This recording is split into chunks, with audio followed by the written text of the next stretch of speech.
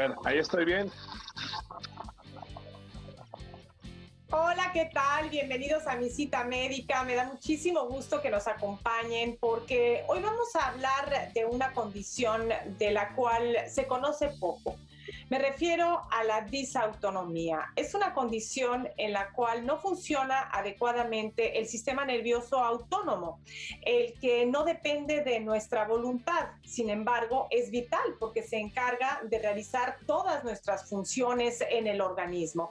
Y para abordar este tema, tengo el gran gusto de contar con la presencia en Mi Cita Médica del doctor César Vega. Él es médico internista. Doctor, muchísimas gracias por estar con nosotros. Diane, muchísimas gracias. Primero que nada, pues un saludo para todo tu auditorio y pues gracias por la invitación.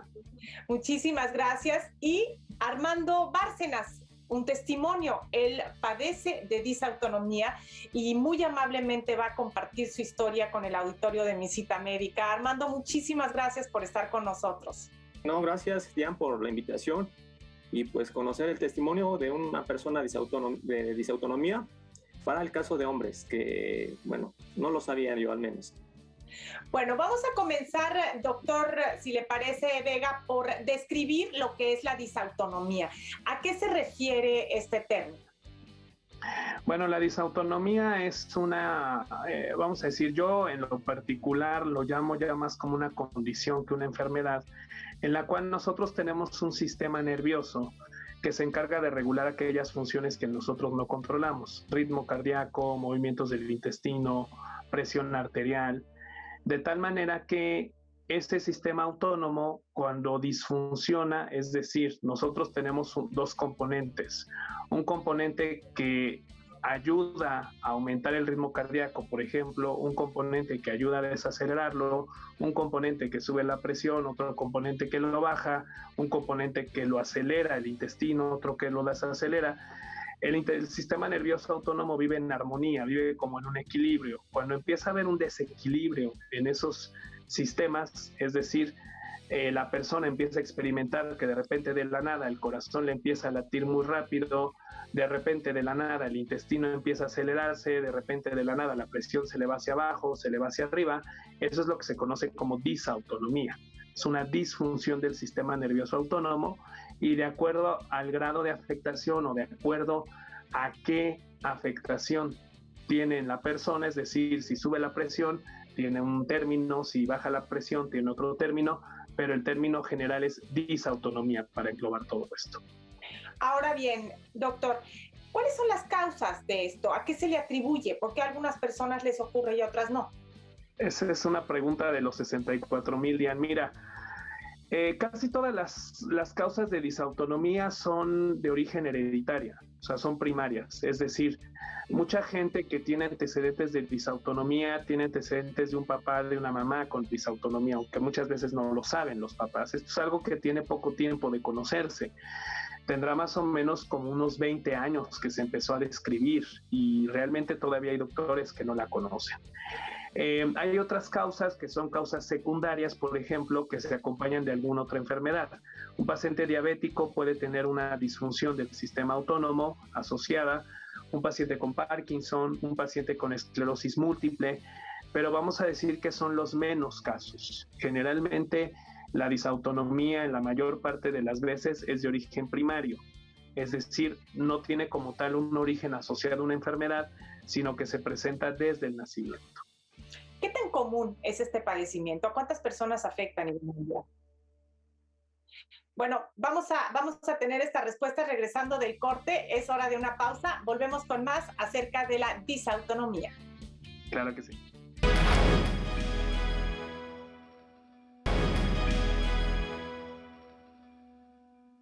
Gracias por continuar con nosotros en Mi Cita Médica. Estamos conversando con el doctor César Vega y con Armando Bárcenas acerca de la disautonomía. Doctor Vega, nos quedamos antes del corte en ¿cuántas personas a nivel mundial padecen de disautonomía?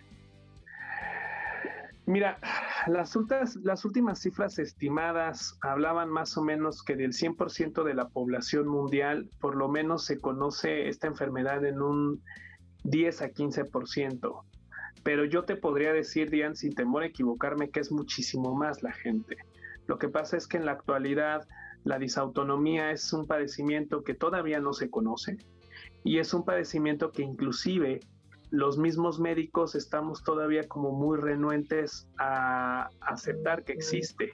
A final de cuentas, el proceso de disautonomía no es un proceso agudo, no es algo que se presente de un día a otro, son síntomas que se van agregando en un lapso de tiempo y evidentemente eso hace que mucha gente no vaya al médico. Y entonces mucha gente tiene el diagnóstico, lo puede tener de una forma muy leve durante mucho tiempo y eso puede hacer que el paciente esté con disautonomía, que no sepa que la tiene y que simplemente no se llegue al diagnóstico porque no va al doctor, o que va a ver al doctor y que el doctor, al no conocer o al no aceptar, porque hay doctores todavía en la actualidad que no aceptan el padecimiento, pueden achacarle a otras causas y a final de cuentas es disautonomía. Me ha tocado a mí en lo particular ver pacientes que han ido a ver al neurólogo, al cardiólogo, al gastroenterólogo, al endocrinólogo, que han ido a ver como a 10 doctores antes de un servidor y resulta que, bueno, les habían achacado los síntomas a otras causas. Armando, platíquenos por favor su historia. ¿Cómo se dio cuenta usted de que tenía disautonomía? ¿Qué síntomas presentaba? Pues mira, Diane, es algo también ahí muy extraño, como lo comenta el doctor Vega. La verdad, me ocurrían cosas que no sabía qué era lo que tenía desde muy joven. Sentía sensaciones de mareos, pues trataba de llevar una vida lo mejor posible, ¿no? Realizando ejercicio, conviviendo con compañeros. Sin embargo, hubo algunas ocasiones en donde ya en el trabajo sentí alguna sensación, pues un tanto extraña, ¿no? De ver esa situación, un poquito la sensación de mareos, un poco la sensación de palpitaciones en el corazón. Entonces, bueno, el primer término que fuimos, mi familia que me estuvo apoyando, fue al cardiólogo, evidentemente. A partir de ahí, posteriormente, me hicieron otras evaluaciones. Realmente, en la parte de cardiología, no salía prácticamente mucha alteración en ese sentido. Entonces, pues todo paciente disautónomo, yo creo que especialmente para el caso de hombres, es muy complicado, como lo comenta el doctor Vega. Es un ir y un andar de un médico tras otro médico y saber, bueno, pues qué es lo que me está sucediendo, ¿no? Porque son síntomas, te podría decir una lista de síntomas, yo creo que más de 20, 25 síntomas que no los conoces, vas al médico, tus estudios realmente salen de forma correcta, y bueno, pues hasta que llegó el momento que me hicieron el diagnóstico y fue que me diagnosticaron el tipo de disautonomía, ¿no? Para el caso de hombres, que aún así todavía es mucho más complicado, ¿no? ¿Por qué, doctor? ¿Qué sucede? ¿Qué diferencia hay entre hombres y mujeres? Bueno, me imagino que los órganos de la reproducción en algunos casos también pueden estar afectados, ¿no? De acuerdo. Mira, el problema es una cuestión más como de naturaleza. Los hombres estamos acostumbrados a ir menos al médico. Y el hecho de no ir al doctor, esto hace muy difícil que un paciente con disautonomía del género masculino llegues a un diagnóstico, porque no te va a ver al consultorio. A final de cuentas, cuando tú llegas inicialmente a valorar un paciente del género masculino por síntomas con disautonomía, empieza a haber mucha renuencia a pensar que se tiene este diagnóstico. O sea, se puede pensar en que puede ser el estrés. He tenido inclusive pacientes con disautonomía que hablan de cargas laborales, que hablan de mala alimentación, que hablan de algunos otros factores y que eso hace que a ti como médico se te complique más poder llegar a un diagnóstico. ¿Y estos factores no podrían tener algún papel en el desencadenar los síntomas? ¿Son completamente independientes? Regresando del corte, esta respuesta otra vez. Vamos a hacer una pausa, volvemos. Claro que sí.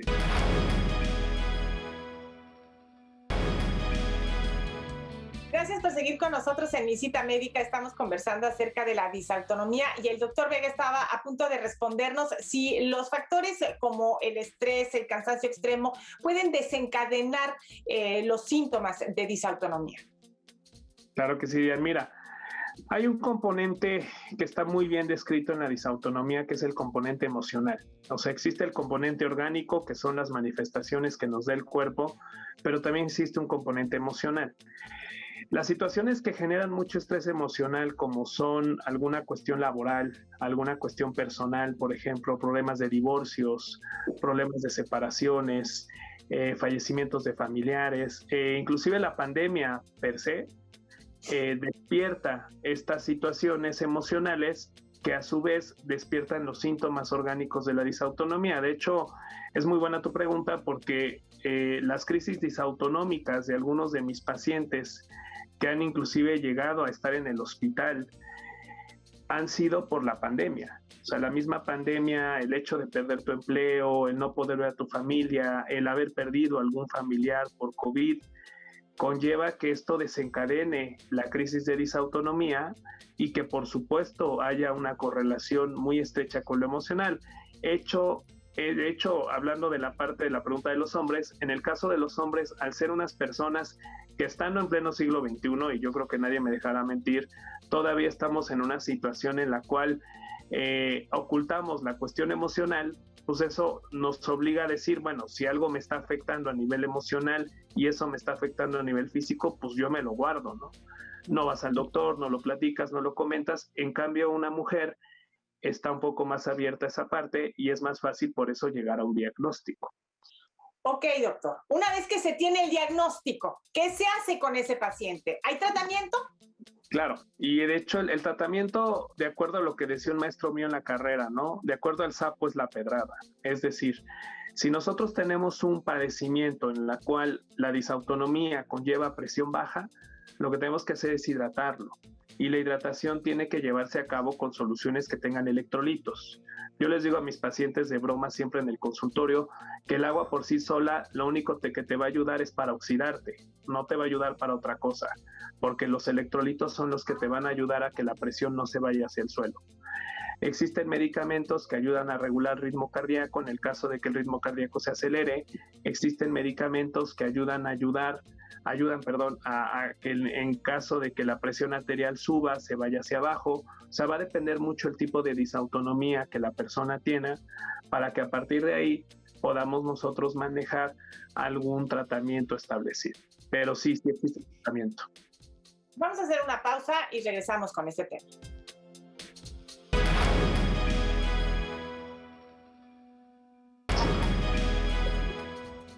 Gracias por seguir con nosotros en Mi Cita Médica. Estamos conversando con el doctor César Vega, internista, y el paciente, el testimonio de disautonomía, Armando Bárcenas. Armando, platícanos, por favor, ¿cómo ha sido el tratamiento, cómo ha sido el manejo de la disautonomía en su caso en particular? Pues mira, Diane, ha sido un proceso de tomar medidas generales, y acompañadas de otros especialistas como tal. Entonces, con el doctor Vega he venido trabajando tanto la parte de medidas generales, como lo comentaba, una excelente hidratación, pero también venir trabajando la parte gástrica, que en el caso mío fue donde me está afectando, ¿no? Me afectó considerablemente y por lo mismo, no sé si el hecho de no tener una buena irrigación sanguínea, las partes psicológicas te podría decir que también he tenido problemas, ¿no? Visión borrosa, ver lucecitas, ausencia de personalidad, que bueno, evidentemente jamás pensé que se tratara de una disautonomía, ¿verdad? Doctor Vega, ¿la disautonomía se puede controlar, manejar o se puede curar eventualmente? Preguntas bastante buenas, Diane. Muchas gracias, la verdad, por hacerlas, porque la verdad es que son preguntas que muchos de mis pacientes por pena no las hacen o por desconocimiento no las hacen. Sí se puede curar, pero hay ciertos factores que te pueden ayudar a que se curen. Por ejemplo, me ha tocado ver pacientes, mujeres, por ejemplo, que se embarazan y después del embarazo la disautonomía se les cura o se les controla bastante bien. En la mayor parte de los casos podemos hablar de que inicialmente se controla. De acuerdo a cómo vaya evolucionando la disautonomía y de acuerdo a cómo se vaya comportando el cuadro y sobre todo de acuerdo a modificar ciertos cambios en tu estilo de vida, es decir, evitar ciertos desvelos, evitar subirte, por ejemplo, a algunos juegos mecánicos, que era lo que platicábamos en algún momento ahorita durante el corte, el subirte, por ejemplo, el evitar estar asociando muy cambios de presión, por ejemplo, bucear, estar subiéndote constantemente, no sé, a torres muy altas, el estar, por ejemplo, en una situación emocional muy fuerte, el arreglar esa situación emocional, el tratar de regular esa parte con algún neuromodulador, algún medicamento, puede ayudar a que la disautonomía se controle bastante bien. De ahí a que se cure, en algunos casos puede que no necesariamente se cure, pero se controla muy bien. Sí puede haber casos en donde sí se cura, pero vamos a decir que de manera general se controla, pero se controla muy bien. Doctor, y a nivel fisiopatológico, a nivel orgánico, ¿qué es lo que sucede para que ocurra esta disfunción? Esa es la pregunta del millón, porque lo que se piensa todavía no está 100% descubierto, vamos a decir, el área que se afecta, pero hay muchas afectaciones, por ejemplo, al nivel del sistema límbico, que conecta directamente con la parte de la emoción y la parte orgánica. Esa es una afectación. Se han hecho estudios, por ejemplo, de estudios de mapeo cerebral que se hacen aquí en México, que afortunadamente ya se hacen, y que llegan a detectar ciertas áreas de disfunción en este sistema límbico, que es lo que puede llegar a despertar la disautonomía y a partir de ahí generar esta disfunción de estos sistemas que desafortunadamente, como no los vemos, a veces no es tan fácil poder explicarle al paciente qué es lo que pasa por dentro de tu cuerpo, pero es como si yo de repente les dijera, y es el ejemplo muy claro, es como si de repente tú estás en una situación de tranquilidad, estás en una playa y estás con las olas muy despacito y de repente de la nada viene un hecatombe, porque es lo que pasa con el sistema autonómico, se descontrola, se disfunciona y eso hace que los sistemas se detonen totalmente, se descontrolen y por supuesto que es cuando la presión sube, baja, el ritmo cardíaco se acelera, se desacelera, como en el caso de Armando,